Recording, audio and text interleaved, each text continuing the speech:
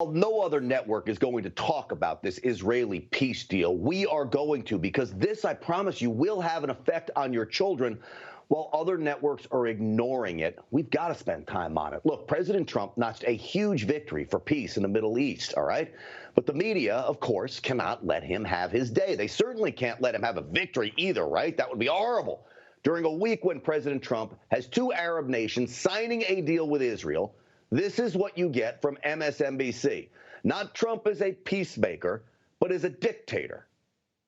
Donald Trump really does admire those individuals who have many of the same characteristics that he has: unethical, unprincipled, and willing to make deals that benefit themselves, but not necessarily their country. Unbelievable. It is more garbage from a failed Obama intelligence hack that has been accused of using his security clearance to profit off of.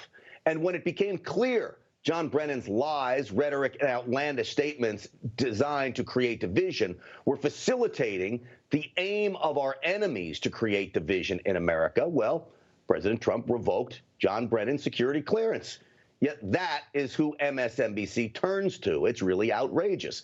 As for CNN, it turned to the Wicked Witch of the West for her comments about the peace deal. She didn't disappoint. Good for him for having a distraction on a day when the numbers of people who are affected and the numbers of people who are dying from this virus only increases. Do you understand that is the Speaker of the House of the United States House of Representatives? She just called this historic Middle East peace deal a distraction. It's the most historic deal since Camp David Accords. She called it a distraction, she says. Tell that to the Israelis, whose distraction is missiles being hurled at them on a near daily basis. To people in that region, this was not a distraction. It was a new dawn. This day is a pivot of history.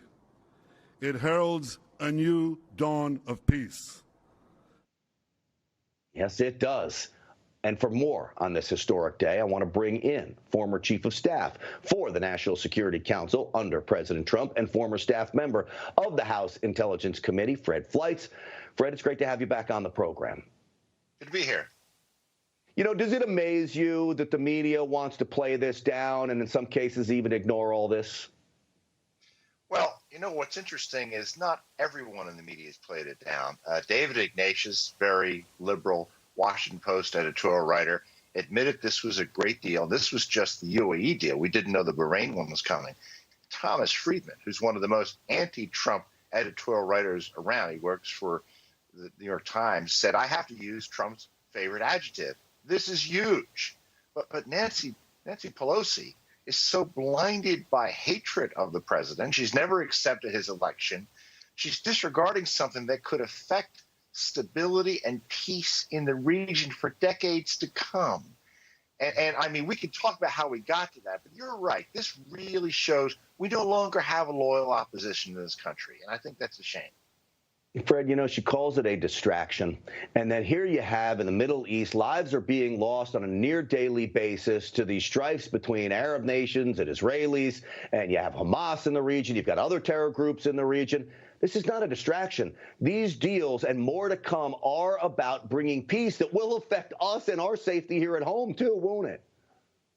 Exactly. And we got here because President Trump, in his America First foreign policy strategy, threw out the diplomatic rule book. He ignored what the globalist elites wants to do, and that is give a veto to the Palestinians. Basically, the president said to the Palestinians, time is up. I'm moving our embassy to Jerusalem. We're going to strike peace deals without you. And he said to the states of the region, you can trust me. And the main reason you can trust me is because I know of your fear of Iran. Iran is the enemy. Israel is not the enemy. Let's unite against Iran. Let's put together a future of prosperity and security. Israel's not going to be invading surrounding states. Iran is destabilizing the region, sponsoring terrorism, attacking ships in the Persian Gulf. Let's find a new way ahead. And basically said to the Palestinians, we're not going to wait for you any longer. Yeah, not to downplay it, but Iran is like the bully on the playground that only gets people to be their friends through absolute fear. They're like mafia thugs. You're either on my side or we're going to burn your store down.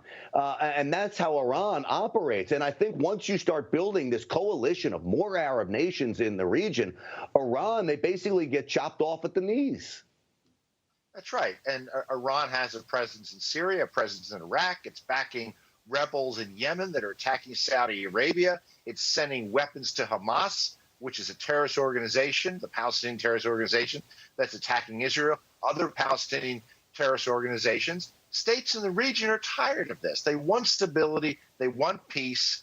And as long as the Palestinians do not want peace, we found out that there are Arab states in the region who agree with us. It's time to move on. Yeah. Let me ask you, you spent a lot of time inside government. When President Trump took over in his first term in office, you ever think he'd get this deal done? I mean, you had guys like Ronald Reagan trying to get stuff like this done. Nobody did. I was glad he was proceeding with a process to get a Middle East peace deal, the deal of the century, although I was certain the Palestinians would reject it. This is a very generous deal. They reject every generous deal because they don't want peace with Israel. They don't want Israel to exist. It doesn't matter what they're offered. But I'm glad the president tried. I'm glad he asked Jared Kushner and Secretary Pompeo and other diplomats to press forward. But nobody knew they weren't just pressing forward with this deal between the Palestinians and Israel. They were pressing forward with other peace deals at the same time. Frankly, the president caught the world by surprise. Yeah, he sure did. Before I let you go, you got a prediction of who's next on the list to make one of these deals? I think Morocco and Oman are leading possibilities. I know people are talking about Saudi Arabia. I think that'll happen someday. That will be quite a reach because of the radicals in their country, but that would be a tremendous achievement if President Trump can pull that off. Yeah, absolutely. Well, Fred Fleitz, we appreciate you coming on the program. Great insight as always. We'll see you again soon.